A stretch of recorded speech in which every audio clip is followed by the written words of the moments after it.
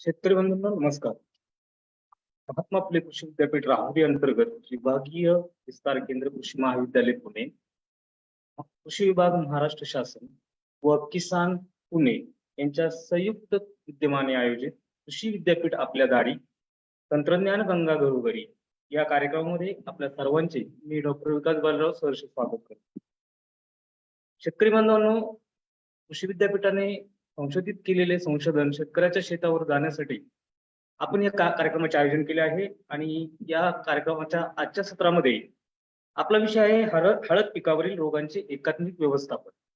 सदर कार्यक्रमासाठी वक्ते म्हणून लाभले आहेत डॉक्टर सचिन महाजन सर. हे वनस्पती रोगशास्त्रज्ञ आहेत, कृषी संशोधन केंद्र कसबे डिग्रस, जिल्हा सांगली येथे. सर नमस्कार. मित्रांनो, आपल्याला सर्वांना माहितीच आहे, हळद एक महाराष्ट्रातील महत्वाचे नगदी पीक आहे, तसेच शाश्वत शेतकऱ्यांना उत्पन्न देणारं पीकही आहे. आणि या हळद पिकावर अनेक प्रकारचे विविध रोग येतात, त्यामुळे त्याच्या उत्पादनामध्ये मोठ्या प्रमाणात घट होते. आणि या रोगांचे एकात्मिक नियंत्रण कसे करायचे या संदर्भात आपण आज महाजन सरांकडनं माहिती घेणार आहोत.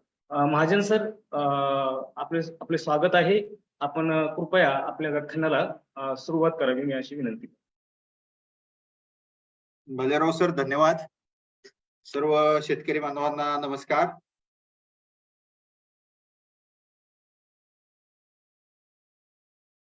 येतोय का माझा आवाज? येतोय का सर? हा, येस सर.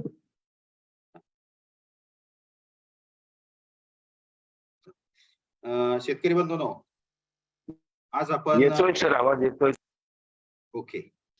आज आपण हळद पिकावरील विविध रोग, आपल्या भागामध्ये येणारे महत्वाचे रोग कोणते आहेत, त्या रोगांमुळे होणारं नुकसान कशा प्रकारचं आहे, किती आहे, आणि त्याचं नियंत्रण विशेषतः एकात्मिक पद्धतीनं कसं करता येईल याविषयी आपलं हळद पीक जे आहे तर दिवसेंदिवस याचं क्षेत्र महाराष्ट्रामध्ये वाढत चाललेलं आहे. पूर्वी एक काळ असा होता की हळद म्हटलं की सांगलीला हळदीची फार जुनी आणि मोठी अशी व्यापारपेठ आहे. आणि त्या व्यापारपेठेमुळं आणि या भागामध्ये होणारं हळदीचं उत्पादन, तर यामुळं थोडंसं सांगलीचं नाव हळदीमध्ये होतं. नंतरच्या काळात काय झालं की गेल्या एक 15-20 वर्षापूर्वी लक्षात आलं की जसं सांगली भागामध्ये हळद चांगली येते, तसंच नाशिक, धुळे, जळगाव या भागामध्ये सुद्धा हळदीचं पीक उत्तम प्रकारचं येते. आणि त्या ठिकाणच्या शेतकरी बांधवांनी सुद्धा या पिकाची लागवड चांगल्या प्रकारे केली. आणि त्यानंतर गेल्या एक 10 वर्षामध्ये मराठवाड्यामध्ये सुद्धा ह्या हळदीचं उत्पादन मोठ्या प्रमाणात होऊ लागलेलं आहे. सध्या हिंगोली जिल्हा हा हळदीच्या उत्पादनामध्ये क्षेत्रामध्ये महाराष्ट्रात 1 नंबर आहे असं म्हणावं लागेल. इतकं जास्त क्षेत्र तिथं हळदी खाली आहे. कारण का तर शेतकऱ्यांना एक नगदी पीक हाताशी लागलं. दुसरी बाब, या पिकाला तिथलं हवामान मानवतं. पुढची स्लाइड घ्या सर. भालेराव सर. हळद हे उष्णकटिबंधातील पीक आहे. म्हणजे मराठवाड्यातील उष्णता जी आहे ती हळदीला फारशी त्रासदायक नाहीये, उलट मानवणारी आहे. तिथलं जे माती आहे ती सुद्धा पिकाला आवश्यक अशा स्वरूपाची आहे. आणि एकंदर ह्या वातावरणानं साथ दिली की पिकं निश्चितपणे चांगल्या प्रकारे येतात आणि मग शेतकऱ्यांचा कल हळूहळू त्या पिकाकडं वाढत जातो असं दिसून आलंय. साधारणतः महाराष्ट्रातलं जे हवामान आहे ते हळदीसाठी पोषक आहे असं म्हणायला हरकत नाही. काही अपवाद वगळता बहुतांश पोषक आहे. म्हणून अजूनही या पिकाखाली क्षेत्र वाढेल त्यासाठी फार मोठा वाव आपल्या राज्यामध्ये आहे. नेक्स्ट.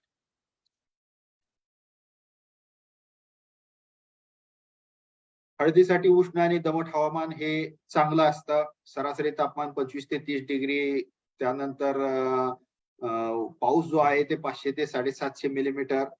ह्या बाबी चांगल्या मानवतात. मात्र अति थंडी ज्या वेळेला असते, कडक हिवाळा म्हणजे कधी कधी काय होते की पारा 5 डिग्री पर्यंत किंवा त्याच्याही खाली घसरतो. अशा या परिस्थितीत मात्र ह्या पिकाला मानवत नाही. साधारणतः सावली असावी म्हणतात हळदीच्या पिकासाठी. कारण 35 डिग्रीच्या वर तापमान जाऊ नये. तिथून पुढं हळदीच्या ज्या प्रकाश संश्लेषणाच्या क्रिया आहेत त्या मंदावतात आणि एकंदरीत कंद पोषण जे आहे ते कमी होतं. मग 20 ते 35 ही तापमानाची रेंज चांगली आहे. पण ज्या सावलीमध्ये जर पीक असेल आणि 20 अंशपेक्षा जास्त तापमान झालं तरी सुद्धा वाढीवर विपरीत परिणाम हा होत राहतो. म्हणून एकंदरीत 20 ते 35 डिग्री तापमान आणि आपल्याकडचं हवामान हे हळदीला उत्तम आहे असं म्हणायला हरकत नाही. नेक्स्ट. जमिनीचा विचार करू. आता खरं तर मी रोगांवर बोलणार आहे, पण ह्या बाबी पुढे जाऊन आपल्याला विचारात घ्यायच्या आहेत म्हणून मी मुद्दाम याच्यावर भर देतोय. मध्यम प्रतीची असावी, चांगला निचरा होणारी जमीन असावी. ज्या जमिनीमध्ये पाणी साठून राहतं त्या ठिकाणी वेगवेगळ्या रोगांची सुरुवात होते आणि हळदी जे आहेत ते चांगले पोसले जात नाहीत. मर रोग सुरू होतो, पानावरील ठिपका सुरू होतो, करपा सुरू होतो. म्हणून शक्यतो भारी, काळ्या, चिकन मातीयुक्त आणि सगळ्यात महत्वाचं म्हणजे क्षारयुक्त जमिनी टाळाव्यात. पाण्याचा उत्तम निचरा होणारी जमीन जर नसेल तर त्या ठिकाणी शक्यतो हळद लागवड करू नये. अन्यथा त्या जमिनीतलं जे हळदीचं उत्पादन आहे ते आर्थिकदृष्ट्या फायदेशीर होत नाहीये. आणि हलक्या जमिनी जर जास्त हलकी अगदीच मुरमाड जमीन असेल तर ती सुद्धा हळदीला मानवत नाही. कारण का की हळदीचं पोषण करण्यासाठी खूप जास्त अन्नद्रव्यांची गरज असते आणि अशा जमिनीद्वारे त्या पिकाचं पुरेसं पोषण होत नाही. मग भरपूर प्रमाणात सेंद्रिय खते, रासायनिक खते याचा वापर करून त्या ठिकाणी पीक आणावं लागतं. परिणामी पीक कमी, उत्पादन कमी होतं आणि खर्च मात्र जास्त झालेला असतो. म्हणून अगदीच हलक्या मुरमाड जमिनी या पिकासाठी नसाव्यात. आणि कुठल्याही पिकाची लागवड करण्यापूर्वी आता आपल्याला माहित झालेलं आहे की माती परीक्षण करणं हे अत्यंत महत्वाचं आहे. नेक्स्ट. चला, आता आपण काही महत्वाचे रोग जे आहेत त्याच्यावरच फक्त नजर टाकणार आहोत.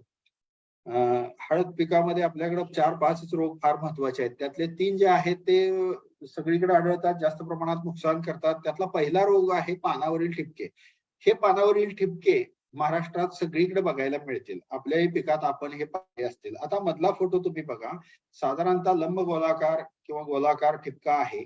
त्याचा जो ठिपक्याचा मध्यभाग जो आहे तो करड्या रंगाचा आहे आणि ठिपक्यांच्या कडा ज्या आहेत त्या लक्षात येण्यासारख्या आहेत. साधारणतः तांबूस ते तपकिरी रंगाच्या अशा कडा असतात. तर हे ठिपके सुरुवातीला पानावर लहान असतात. हळूहळू त्यांची संख्या वाढायला लागते. जसं वातावरण आर्द्र राहील, जास्त काळ दमटपणा राहील, रिमझिम पाऊस आहे, अशी परिस्थिती किंवा नेमकं दिवाळीच्या दरम्यान म्हणजे नोव्हेंबर-डिसेंबर महिन्यामध्ये धुकं पडतं आणि ह्या धुक्यामुळे जी आर्द्रता पानावर साठून लागून राहते, तर त्याच्यामुळं फार मोठ्या प्रमाणात ह्या बुरशीची वाढ होते आणि बुरशीची वाढ झाली की ठिपक्यांचा आकार वाढतो, हळूहळू पानं पूर्णपणे करपून जातात. आता हा डाव्या बाजूचा फोटो पाहिला तुम्हाला तर लक्षात येईल की एक ठिपका कसा किती मोठा झालाय. याच्याही पेक्षा मोठा होतो, कधी कधी संपूर्ण पान तो व्यापून टाकतो आणि पानं करपलेली दिसतात.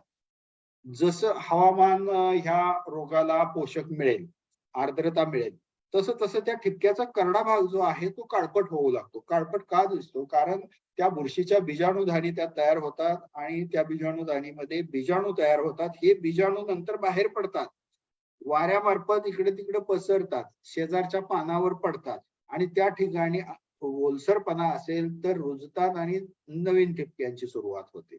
म्हणजे याचा मुख्य कालावधी जो आहे या रोगाचा, तो आहे मान्सून संपल्यानंतर. साधारणतः ऑक्टोबर मध्ये आपल्याला रोगाची लागण दिसायला सुरुवात होते. नोव्हेंबर डिसेंबर मध्ये चांगल्या प्रकारे रोग वाढतो आणि डिसेंबर मध्ये तर अशी परिस्थिती, पानं वाढलेली आहेत, आपल्याला वाटावं की हे पीक मॅच्युअर झालेलं आहे किंवा आता काढणीला आलेलं आहे, पण परिस्थिती तशी नसते. ह्या रोगामुळे पानं वाढून गेलेली असतात आणि ही जी स्टेज आहे हळदीची ऑक्टोबर नंतरची, ही कंद पोसवणारी अवस्था, कंद पोसवण्याची अवस्था. साधारणतः ऑक्टोबर पर्यंत काय होतं की बाकीची वाढ जी आहे, म्हणजे जमिनीच्या वरची वाढ, ही मोठ्या प्रमाणात असते आणि जर मान्सून संपला की मग सगळं कंदाचं पोषण करण्याकडे अन्नद्रव्य पाठवली जातात आणि ती अवस्था येते. मग त्या अवस्थेत जर पानं नसतील तर मात्र उत्पादनावर विपरीत परिणाम हा होतोच होतो. कधी कधी 30-40% पर्यंत सुद्धा या रोगामुळे नुकसान होते. उजव्या बाजूचा जो फोटो आहे तो दाखवतोय वाळलेली पानं पडलेली आहेत. अगदी भरपूर प्रमाणात आपल्याला अशी पानं पडलेली दिसतात. याच पानांमध्ये या रोगाची बुरशी ही जगत असते आणि ही पानं ज्या वेळेला मातीत मिसळली जातात त्यावेळेला मातीमध्ये सुद्धा रोगाचे बीजाणू हे तग धरून राहतात. परत पुढच्या वर्षी हळद पीक येईल आणि योग्य वातावरण मिळालं की पुन्हा तिथून रोगाची सुरुवात होते. या व्यतिरिक्त रोगाचे बीजाणू हे कंदाला बाहेरच्या आवरणाला चिकटून सुद्धा प्रसारित होत असतात. दुय्यम प्रसार जो आहे रोगाचा तो वाऱ्यामार्फत होत असतो आणि फार नुकसान होण्यासाठी हा रोग कारणीभूत असतो. आपल्याकडे बहुतांश ठिकाणी हा रोग सगळीकडे आढळतो. पुढची स्लाइड. नेक्स्ट. आता बघा, हे सुद्धा पानावरील ठिपकेच आहे, पण हे ठिपके आणि आधीचा फोटो तुम्हाला आठवत असेल तर त्याच्यामध्ये फरक आहे. हे ठिपके तांबूस तपकिरी अशा रंगाचे असतात. असं वाटावं की या पानावर तांबेरा आलेला आहे काय, पण खरं तर हा तांबेरा नाही. बारीक बारीक बारीक गोलाकार ठिपके, असंख्य ठिपके पानावर असतात. हे ठिपके एकमेकात मिसळतात. फार मोठ्या प्रमाणात अन्नद्रव्याचं म्हणजे पानामध्ये जे तयार झालेलं अन्न आहे त्याचं शोषण केलं जातं आणि पानं हळूहळू निस्तेज पडतात. नंतर पिवळी पडून ती पानं सुकून जातात. जसं आधीच्या आपण रोगामध्ये पाहिलं, पानावरील ठिपका मोठा होता तो, त्याचं आणि याचं जीवनचक्र सारख्याच पद्धतीचं आहे. त्याच पद्धतीनं हा रोग सुद्धा मातीमध्ये जगतो आणि नंतर वाऱ्यामार्फत प्रसारित होतो. तर दोन्हीमध्ये फक्त फरक एवढाच आहे की बुरशी वेगवेगळी आहे आणि लक्षणं वेगळी आहेत. या व्यतिरिक्त बाकी त्याच्यामध्ये वेगळा फरक नाही आहे. जी औषधं ह्या लिप ब्लॉच म्हणजे समोर असणाऱ्या पानावरील ठिपक्यासाठी उपयुक्त आहेत तीच आधी मी दाखवलं त्याच्यासाठी सुद्धा उपयुक्त आहे. घ्या पुढे. नेक्स्ट. आता आपण थोडस याच्या नियंत्रणाकडे वळू. नियंत्रणाकडे वळताना पहिली बाब लक्षात ठेवली पाहिजे की शुद्ध बीजापोटी फळे, रसाळ गोमटी. त्यामुळं रोगमुक्त कंद वापरणं हे फार गरजेचं आहे. आता रोगमुक्त कंद वापरणं, साधारणतः आपण असं म्हणतो की रोगमुक्त पिकातील किंवा प्लॉट मधील बियाणं वापरावं, पण हळदीच्या बाबतीत हे साध्य होणार नाहीये. कुठलाही प्लॉट घेतला तर त्याच्यामध्ये या दोन्ही पैकी एक किंवा दोन्ही रोग हे असणारच आहेत. तरी पण त्यातून जे कंद चांगले रसरशीत आहेत योग्य आकाराचे आहेत असे कंद निवडून घ्यावेत आणि त्या कंदाच्या बाह्य आवरणाला हे बीजाणू चिकटतात, म्हणून आपण त्याला बीज प्रक्रिया करणं गरजेचं आहे. त्यासाठी झायनेप 2 ते 2.5 ग्रॅम प्रति लिटर पाण्यात किंवा कार्बेंडॅझिम म्हणजे साध्या भाषेत आपलं 22 कार्झिम 1 ग्रॅम प्रति लिटर यापैकी कुठल्याही एका बुरशीनाशकाचं द्रावण तयार करावं. त्याच्यामध्ये हे कंद 15 ते 20 मिनिटासाठी बुडवून ठेवावेत, म्हणजे त्याला चिकटलेले बीजाणू जे आहेत ते अकार्यक्षम होऊन जातील, मरून जातील. त्यानंतर आपण रोग आल्यानंतर म्हणजे साधारणतः ऑक्टोबर महिन्यामध्ये सावध राहिले पाहिजे आणि रोगाची लागण दिसली की तात्काळ आपण बुरशीनाशकाची फवारणी करणं गरजेचं आहे. त्यासाठी बोर्डो मिश्रण 1% किंवा प्रोपिकोनाझोल 1 मिली किंवा क्लोरोथॅलोनिल 2 ग्रॅम प्रति लिटर पाण्यात मिसळून फवारणी घ्यायची. यापैकी कुठलं तर एकच फवारायचं. औषधं साधी आहेत पण परिणाम चांगला करतात, स्वस्त आहेत, परवडणारी आहेत. वेळेत जर फवारणी केली तरच आपल्याला चांगला रिझल्ट मिळतो. एकदा का पानावर भरपूर रोग वाढला की पुन्हा जे पान वाढलेलं आहे ते वाढूनच जातं, नंतर सहजासहजी रोग नियंत्रण मिळत नाही. म्हणून ऑक्टोबर महिन्यामध्ये एखादी फवारणी आपण याची देणं गरजेचं आहे. त्यानंतर वातावरणाला अनुसरून अगदी नोव्हेंबर महिन्यापर्यंत गरजेनुसार वातावरणाला अनुसरून म्हणजे ज्या वेळेला जास्त प्रमाणात धुकं पडते त्यावेळेला किंवा एखादा अवकाळी पाऊस पडेल अशी परिस्थिती असेल त्यावेळेला ह्यापैकी एका बुरशीनाशकाची फवारणी करणं गरजेचं आहे. या व्यतिरिक्त आता बाजारात नवीन बुरशीनाशक उपलब्ध आहे, जे प्रभावशाली आहे, ते म्हणजे ॲमिस्टार टॉप, ॲझॉक्सिस्ट्रोबिन अधिक डायफेनकोनाझोल कॉम्बी प्रोडक्ट आहे. तर 1 मिली प्रति लिटर हे सुद्धा आपण फवारू शकतो. फक्त याची किंमत जास्त आहे म्हणून मी याच्यावर जास्त भर दिला नाही. पण लेबल क्लेम फक्त ह्या ॲमिस्टार टॉपचाच आहे. दुसरी औषधं जी मी दिलेली आहेत ते आपल्या अनुभवातून पुढे आलेलं ज्ञान आहे. नेक्स्ट,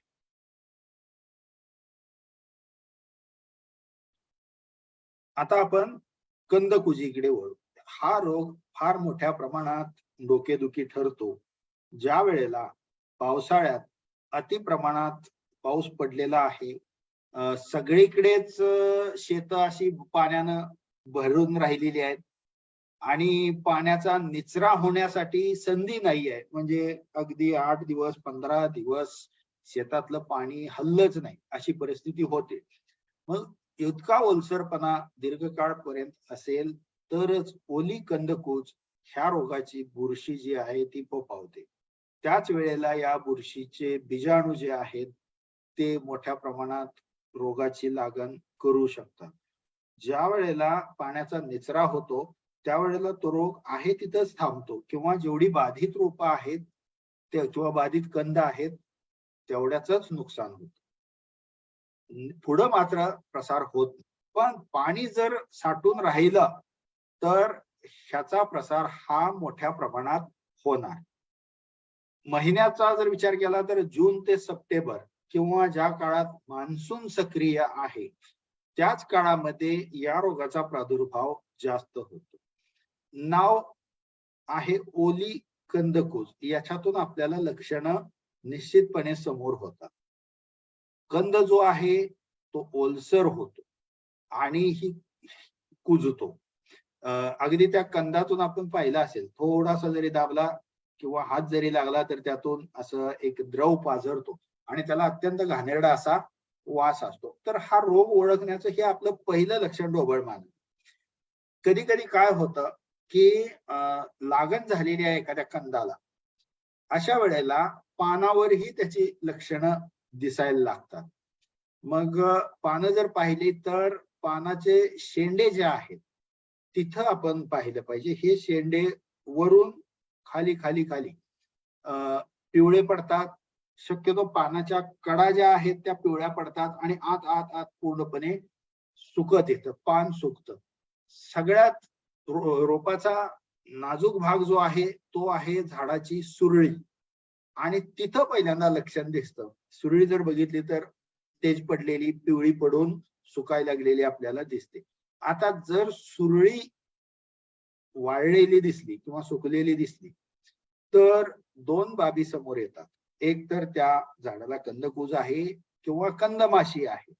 या दोन्हीपैकी एक लक्षण नक्की आहे. ही सुरळी जर बोटामध्ये धरली आणि उचलली तर सहजासहजी निघून येतं आणि खालचा जो भाग आहे सुरळीचा तो कुजलेला आपल्याला स्पष्टपणे दिसून येतो आणि त्यातून घाण वास सुद्धा येतो.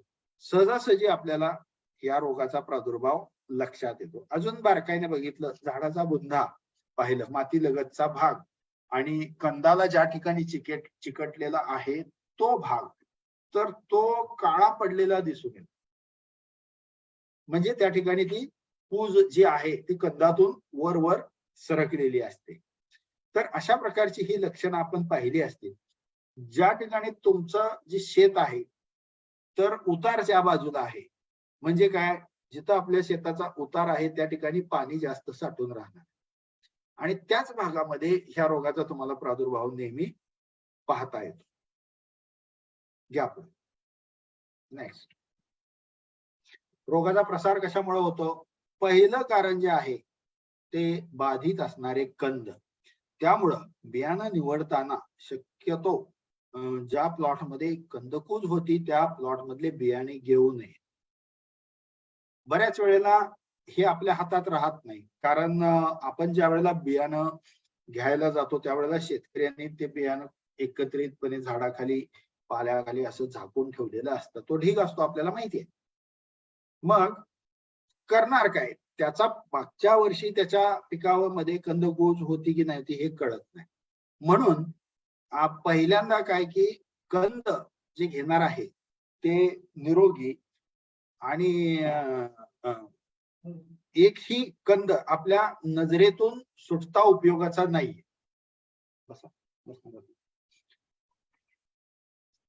दुसरा रोग प्रसाराचा भाग जो आहे तो मातीतून. मातीमध्ये सुद्धा ह्या बुरशीच्या सुप्त अवस्था अगदी 5-6 वर्षापर्यंत सुद्धा जगून राहतात.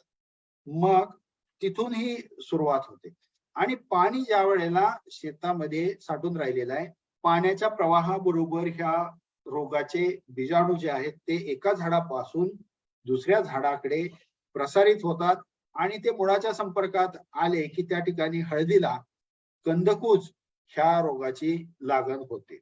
आता सुरुवातीचे उगवून येणारे जे कोंब आहेत किंवा नंतर येणारे जे फुटवे आहेत, नवीन येणारे कोंब या रोगाला लवकर बळी पडतात कारण ते नाजूक असतात आणि 30 डिग्री सेल्सिअस पर्यंत जर तापमान असेल आणि दीर्घकाळ पाणी साठून राहिलं असेल तर ह्या बाबी या रोगाच्या लागणीसाठी, वाढीसाठी, प्रसारासाठी अत्यंत पोषक आहेत. तापमान जर 20 डिग्रीच्या खाली जात असेल तर त्यावेळेला हा रोग पिकामध्ये येऊ शकतो असं आपण मानायला हरकत नाही, कारण जास्त तापमानामध्ये हा रोग येत नाहीये. पण तापमान 30 डिग्री पेक्षा खाली असेल तरच मात्र रोग जोर करतो. नेक्स्ट, आतापर्यंत आपण ओली कंदकुज पाहत होतो. आता आपण पाहणार आहोत कोरडी कंदकुज. ओली कंदकुज जे आहे ती पिथियम नावाच्या बुरशीमुळे होते, पिथियम अफॅनिडर्मॅटम. आणि कोरडी कंदकुज जी आहे ती फ्युजारियम ऑक्झिस्पोरम नावाच्या बुरशीमुळे होते. आता ही कोरडी कंदकुज आहे. कंद जो आहे तो कुजतो, सडतो, मात्र कोरडा राहतो, त्यामुळे याला कोरडी कंदकुज असं म्हटलं जातं. बऱ्याच वेळेला तुम्ही पाहिलं असेल की कंद जे आहेत सडलेले आहेत, अगदी आत त्याच्या दोरे दोरे शिल्लक राहिलेले आहेत, वजनानं अत्यंत हलके आहेत. असे कंद आपल्याला पिकाची काढणी करताना दिसून येतात. तर ती आहे कोरडी कंदकुज. नेक्स्ट, याचा प्रादुर्भाव साधारणतः ऑक्टोबर नंतर दिसू लागतो. आधी सुद्धा दिसण्याची शक्यता असते, पण सर्वसामान्य ऑक्टोबर नंतर प्रादुर्भाव दिसतो आणि नोव्हेंबर-डिसेंबर पर्यंत पीक पूर्णपणे वाळून गेलेलं असतं. असं वाटतं की या वेळेला पीक लवकर तयार झालं. ह्याच्यामध्ये पानाचे शेंडे जे आहेत ते आधीच्या रोगाप्रमाणे पिवळे पडून पुन्हा वाळून जातात. हळूहळू झाडं जी आहेत ते पूर्ण सुकतात, अशी झाडं लोळायला लागतात. बुंदा जर बघितला तर तोही काळपट पडतो. गड्डा म्हणजे कंद काळा पडून निस्तेज हलका झालेला असतो आणि त्या कंदावर पांढऱ्या रंगाची बुरशी वाढलेली दिसून येते. हे लक्षण महत्वाचं आहे. अगदी पांढऱ्या शुभ्र रंगाची बुरशी असते. जर समजा हे कंद दाबून बघितले तर त्यातून पाणी बाहेर येत नाही आणि त्याचा वासही येत नाही. अशा प्रकारे जर जास्त प्रादुर्भाव असेल तर उत्पादनात फार मोठा फरक पडतो. नेक्स्ट, ओल्या कंदकुजीप्रमाणेच याचाही प्रादुर्भाव कंदामार्फत होतो, मातीतून होतो आणि पाण्यातून होतो. पण कंदामार्फत प्रसार होणे हा सगळ्यात महत्वाचा रोगाचा प्रसाराचा भाग आहे. तापमान 35 डिग्री सेल्सिअस किंवा त्यापेक्षाही जास्त तापमान असेल, आर्द्रता 15 ते 20% पर्यंत असेल तर या रोगास पोषक हवामान आहे. हलकी मुरमाड जमीन जर असेल तर त्याच्यामध्ये पाण्याचा ताण बसतो आणि त्या ठिकाणी प्रादुर्भाव जास्त दिसून येतो. नेक्स्ट,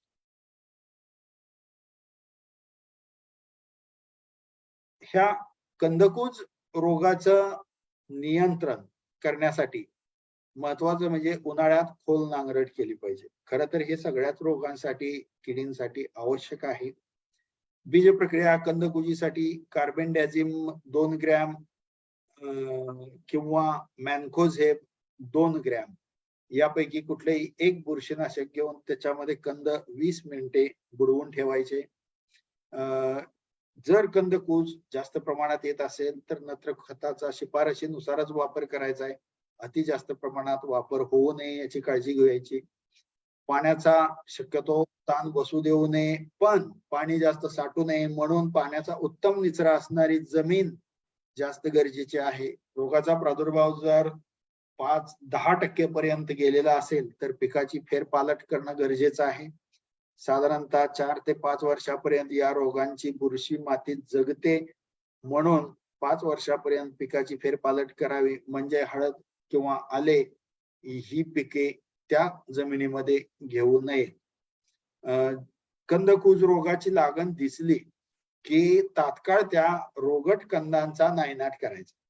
आता काय होतंय की अशा वेळेला आपण काय करतो की उकरून बघतो, अरे याचा फक्त 10% किंवा 25%च कंद कुजलेला आहे. मग शेतकऱ्यांची इच्छा होत नाहीये की ते काढायचं, म्हणून तेवढाच भाग मोडून किंवा खुरप्याने कट करून काढतात. आता कट केलेला पोर्शन मिळाला, कंदाला जखम मिळाली तर जमिनीत बुरशी तयारच आहे. ही बुरशी चटकन हल्ला करते. अगदी सूत्रकृमीमुळे जरी कंदाच्या त्वचेला इजा झाली असेल तरी सुद्धा त्याच्यामधून बुरशी पटकन कंदामध्ये प्रवेश करते.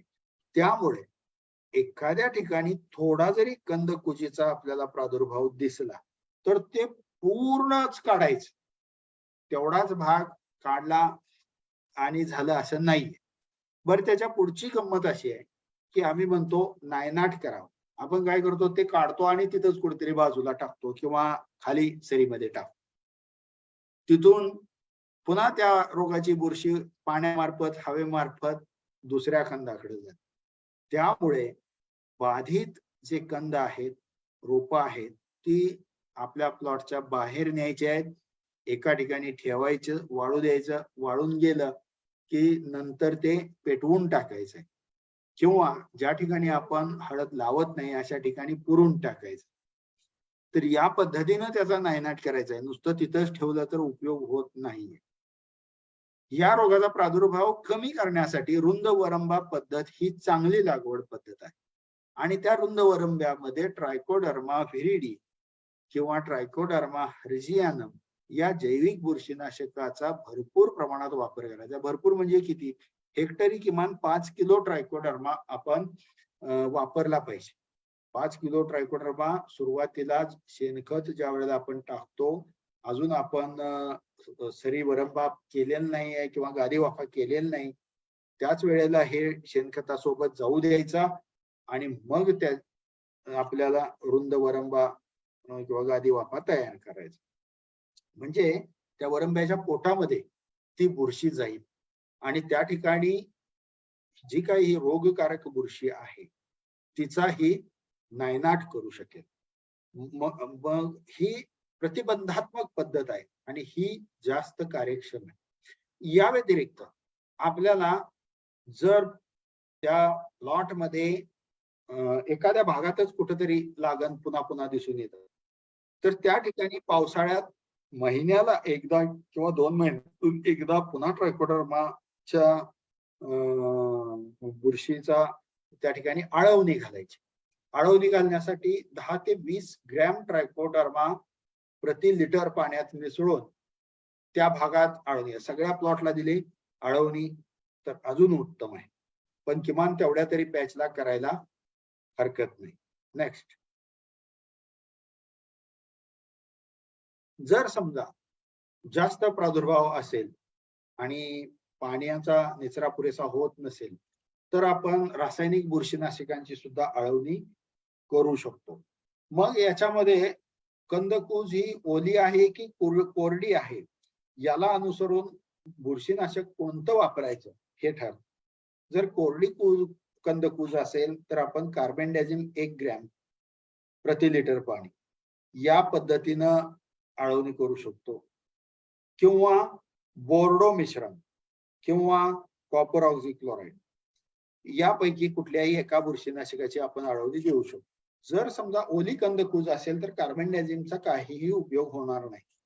त्याच्याऐवजी बोर्डो मिश्रण, कॉपर ऑक्झिक्लोराइड किंवा अॅझॉक्सिस्ट्रोबिन अधिक डायफेनकोनाझोल एमिस्टार टॉप याची आळवणी आपण करणं आवश्यक आहे.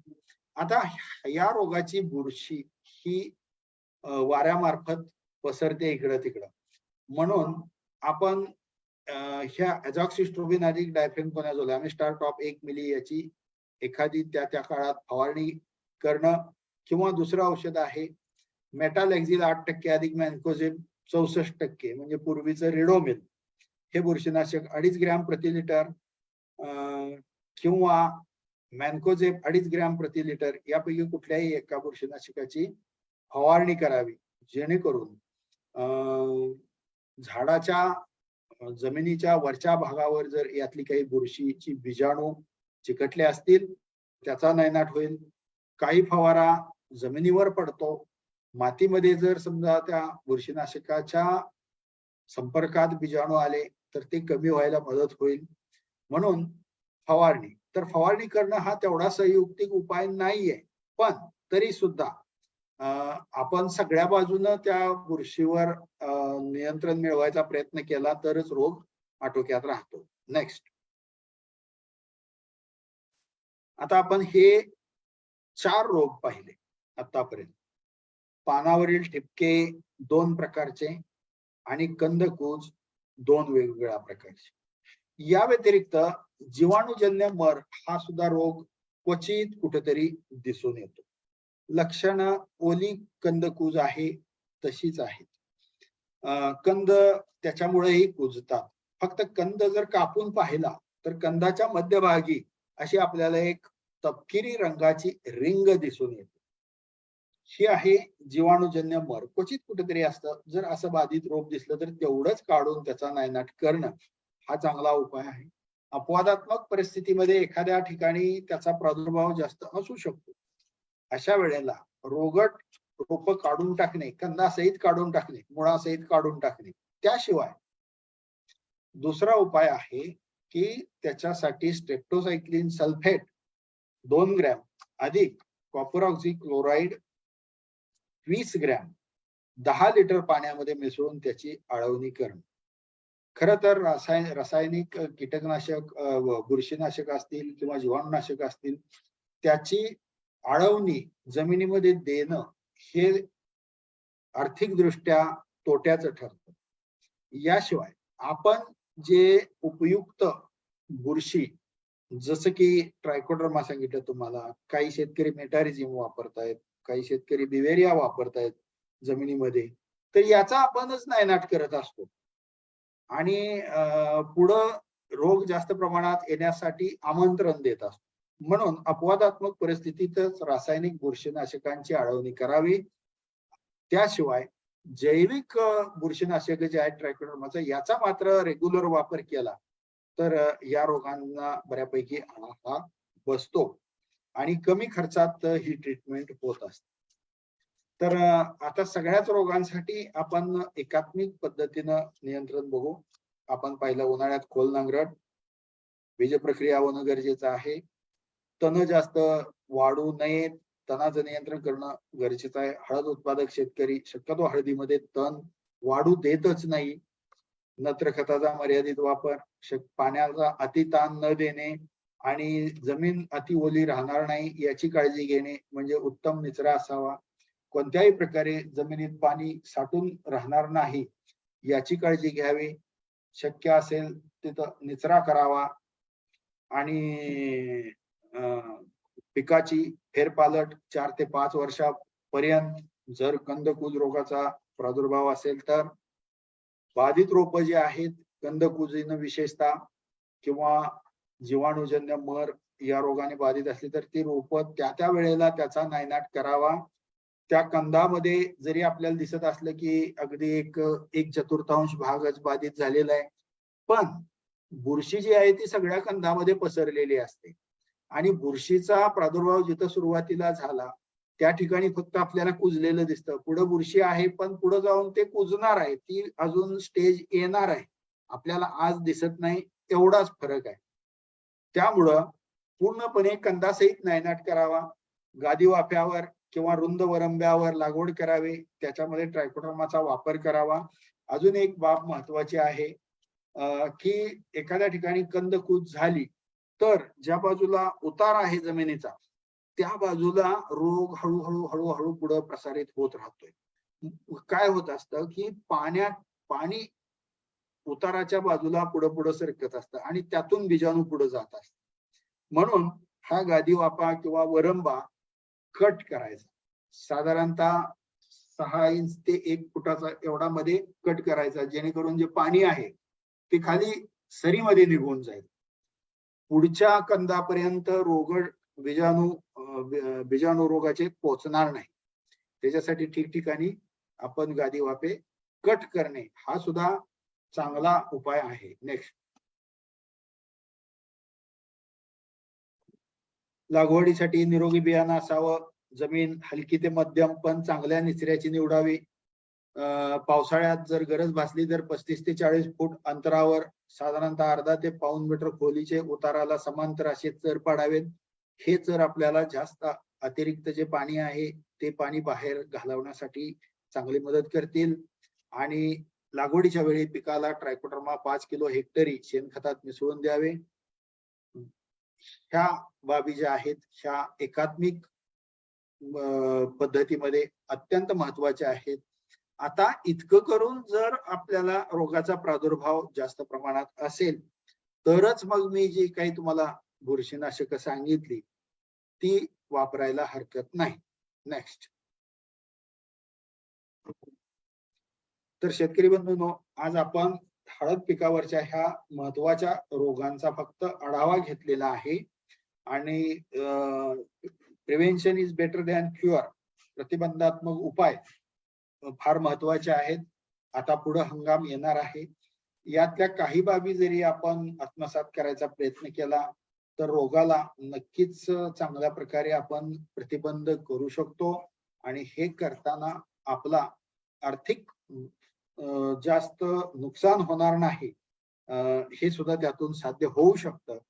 म्हणून या पद्धतीनं आपण येणाऱ्या हंगामामध्ये उपाययोजना कराव्यात असं मी आपल्याला आवाहन करतो आणि ह्या हंगामासाठी मी आपल्याला शुभेच्छा देतो, यश चिंतितो. धन्यवाद. धन्यवाद सर.